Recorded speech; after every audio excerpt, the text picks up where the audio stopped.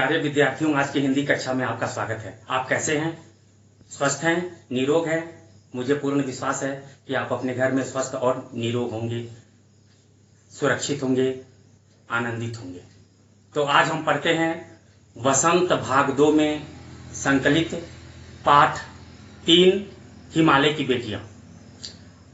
आप सबने गंगा स्नान किया होगा, यमुना स्नान किया होगा, महानदी स्नान किया होगा या किसी भी नदी में स्नान किया होगा। नदी में स्नान करते समय आप क्या करते हैं? डुबकी लगाते हैं। और डुबकी लगाते समय क्या कहते हैं आप? तो मुझे पूरा विश्वास है कि आप सभी कहते होंगे कि जय गंगा मैया, जय यमुना मैया, जय महानदी मैया, जय शिवनाथ मैया। जिस नदी में आप स्नान करते होंगे उस नदी को आपने माँ के रूप में संबोधित किया होगा। लेकिन हमारे लेखक हैं नागार्जुन, वे नदी को माँ ही नहीं, वे कहते हैं कि नदी को हम बेटी भी कह सकते हैं, नदी को हम बहन भी कह सकते हैं और नदी को हम प्रेयसी भी कह सकते हैं। तो हम लेखक का परिचय समझते हैं। लेखक हैं नागार्जुन, इनका मूल नाम है वैद्यनाथ मिश्र। मैथिली भाषा में ये यात्री के नाम से लिखते रहे हैं और हिंदी में नागार्जुन के नाम से लिखते रहे हैं। इनका जन्म बिहार के दरभंगा जिला अंतर्गत सतलखा गांव में सन 1911 ईस्वी में हुआ। इनकी प्रारंभिक शिक्षा संस्कृत पाठशाला में हुई। इसके बाद वे बनारस और कलकत्ता, जिसे आज कोलकाता कहते हैं, वहां गए। इन्होंने बौद्ध धर्म अपना लिया और ये संस्कृत, हिंदी, मैथिली भाषा में लेखन करने लगे। एक घुमक्कड़ प्रकृति के थे। इन्होंने पूरे भारतवर्ष का भ्रमण किया, तिब्बत तक, नेपाल तक की यात्रा की और भ्रमणशीलता के कारण इन्होंने समाज को, देश को नजदीक से देखा, समीपता से देखा और इसलिए वे सामाजिक विरूपताओं को समझ पाए, सामाजिक विशेषताओं को समझ पाए और उनकी लेखनी इन्हीं विशेषताओं के ऊपर आधारित हुई। साहित्य कृति में युगधारा, सतरंगे पंखों वाली, तुमने कहा था, मैं मिलिट्री का बूढ़ा बूढ़ा इत्यादि प्रसिद्ध है। साहित्यिक विशेषता में इन्होंने लोक जीवन की विशेषता को अपनी रचना में उकेरा और भ्रष्टाचार, राजनीतिक स्वार्थ और सामाजिक विषमताओं को, सामाजिक जड़ताओं को दूर करने की कोशिश की। हम पढ़ेंगे हिमालय की बेटियां। यहाँ लेखक नागार्जुन ने गंगा, यमुना, ताप्ती, रावी, सतलुज, चनाब, झेलम, काबुल, कपिसा, गंगा, सरयू, गंडक, कोसी, इन सबको हिमालय की बेटियां कहा है क्योंकि ये सब नदियां हिमालय से निकलती हैं और हिमालय से निकलने के कारण इन्हें लेखक ने हिमालय की बेटियां कहा है। इस पाठ की कथा वस्तु शुरू होती है। लेखक नदियों को देखते हुए इन्हें संभ्रांत महिला के रूप में सोचता है कि जिस प्रकार संभ्रांत महिलाएं शांत होती हैं, इसी तरह समतल भूमि में आकर ये नदियां शांत हो जाती हैं और शांत भाव से बहती हैं। लेखक कह रहा है कि मैंने हमेशा ही इन नदियों में स्नान किया है। जिस तरह से हम माँ, मौसी, मामी, दादी की गोद में बैठते हैं, गोद में छिप जाते हैं, उसी तरह मैंने इन्हीं भावनाओं से इन नदियों में स्नान किया है, डुबकियां लगाई है। लेखक कह रहे हैं कि जब मैं हिमालय की यात्रा में गया तो जिन नदियों को मैंने समतल भूमि में शांत भाव से बहते हुए देखा था, विशाल रूप में बहते हुए देखा था, उन्हें मैंने हिमालय में चंचल तीव्र धारा के रूप में देखा। इन नदियों को देखकर मैं आश्चर्यचकित हो गया कि जो गंगा, यमुना, सतलज समतल भूमि में शांत भाव से बहती हैं, विशाल रूप धारण करके बहती हैं, वही हिमालय के पहाड़ी क्षेत्र में इस तरह से तीव्र रूप में अल्लढ़ता के साथ, चंचलता के साथ शोर मचाती हुई कैसे बहती हैं। तो लेखक को ऐसा लगता है कि ये हिमालय की बेटियां हैं, हिमालय इनके पिता है और जिस तरह पिता की गोद में बेटियां स्वच्छंद हो जाती हैं, मुक्त हो जाती हैं और आनंद के साथ अल्लढ़ता दिखाती हैं, चंचलता दिखाती हैं, उन्हें किसी प्रकार की कोई लज्जा नहीं होती, उसी तरह हिमालय की बेटियां, ये नदियां भी हिमालय की गोद में नंग धड़ंग भाव से, स्वच्छंद भाव से, अल्लढ़ता के साथ, चंचलता के साथ तीव्र गति से बहती जाती हैं, शोर मचाती जाती हैं। और शोर मचाती हुई ये गंगा, यमुना और सतलज इत्यादि नदियां, बर्फ जली नंगी पहाड़ियों, छोटे छोटे पौधों से भरी घाटियों, बंधुर अधित्यकाओं और सरसब्ज उपत्यकाओं से गुजरती हैं।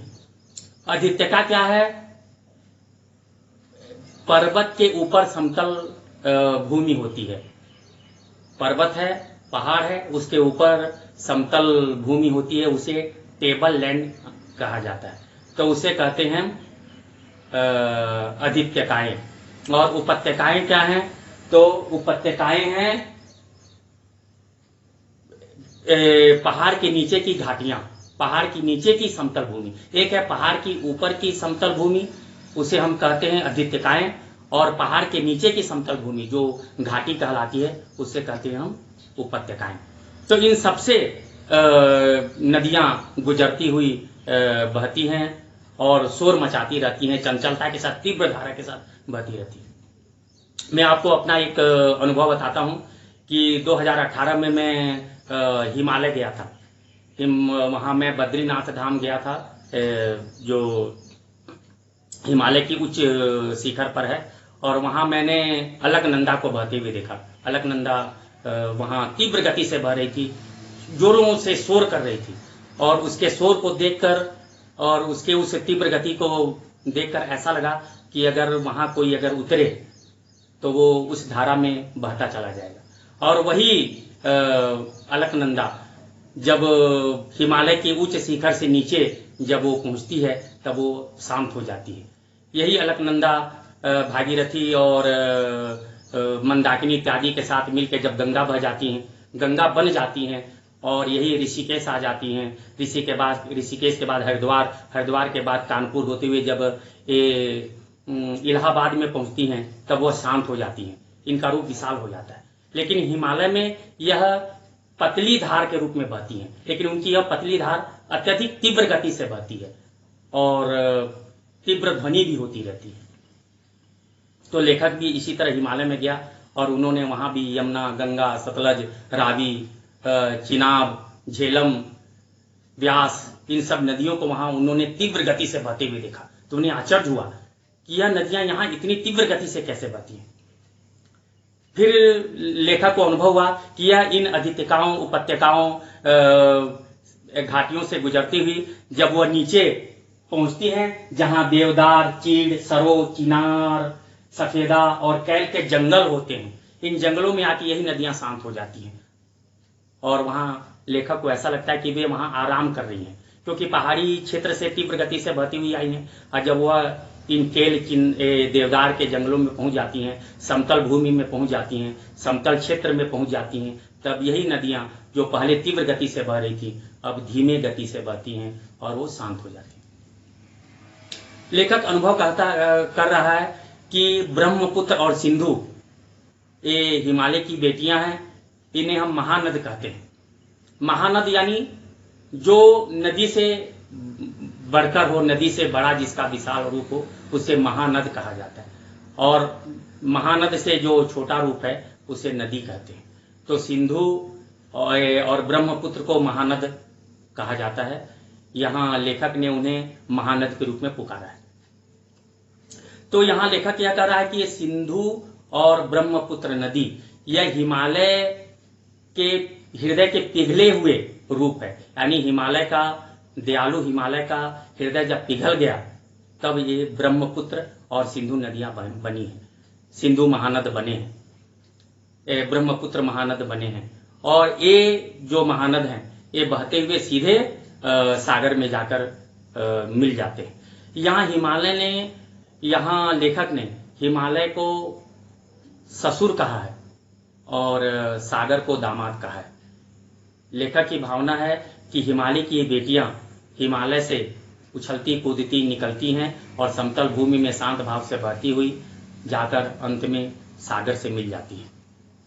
और सागर को बड़ा मतलब गौरव प्राप्त होता है कि उसने हिमालय की इन बेटियों का वरण किया है, उन्हें अपना बनाया है।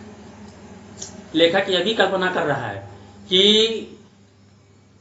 हिमालय की इन बेटियों को, जिन्हें हम इस अल्हड़ भाव से देखते हैं, वहां रहने वाले भले ही इन्हें साधारण समझे, उनके लिए साधारण सी बात हो, लेकिन मेरे लिए यह अद्भुत है कि हिमालय की ये बेटियां इस तरह से पहाड़ी क्षेत्र से अल्हड़ता के साथ, चंचलता के साथ गुजरती हैं।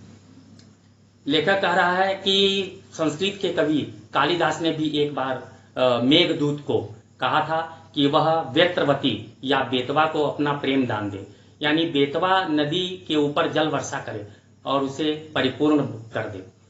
तो यहाँ प्राचीन काल से ऋषियों ने नदियों की महिमा का गान किया है, कवियों ने नदियों की महिमा का वर्णन किया है और नदियों की आराधना पूजा की है और नदियों के माँ के रूप में उनका वर्णन किया है।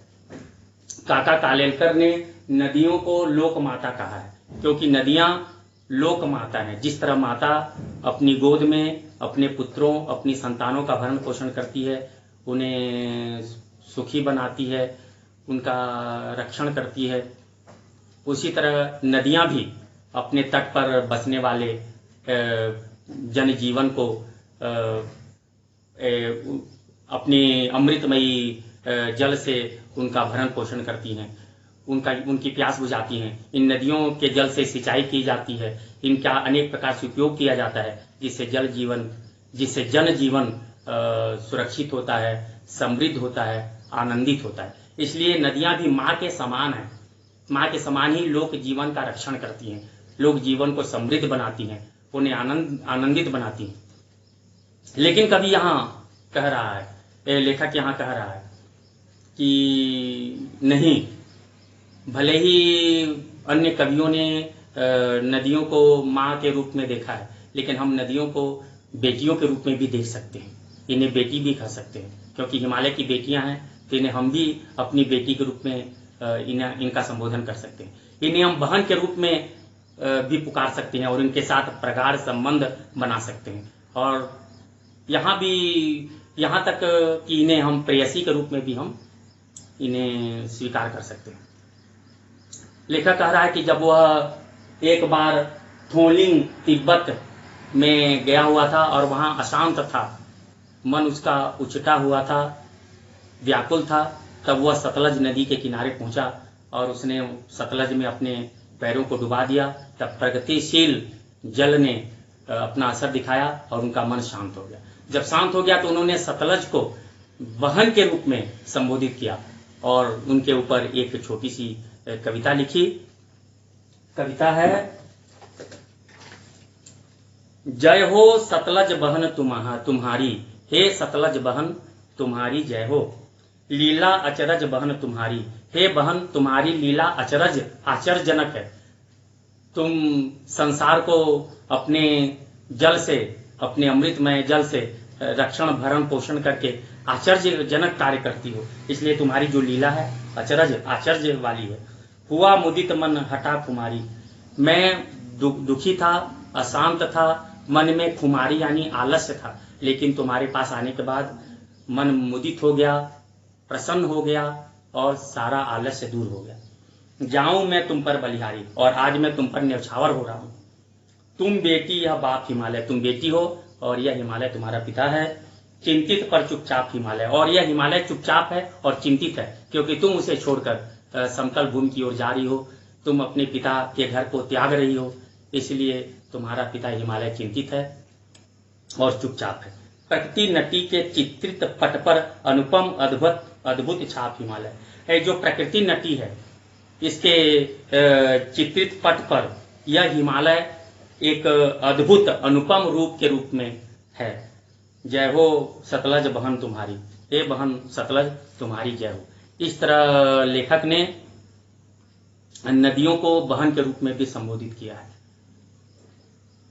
इस तरह से हम कह सकते हैं कि माँ के अलावा हम नदियों को बहन भी कह सकते हैं, बेटी भी कह सकते हैं और प्रेयसी के रूप में भी संबोधित कर सकते हैं, जिससे कि नदियों के प्रति हम अपनापन दिखा सके, उनके प्रति हम आत्मीयता दिखला सके। तो प्यारे विद्यार्थियों, मुझे पूर्ण विश्वास है कि इस पाठ को आप भली भांति समझ गए होंगे।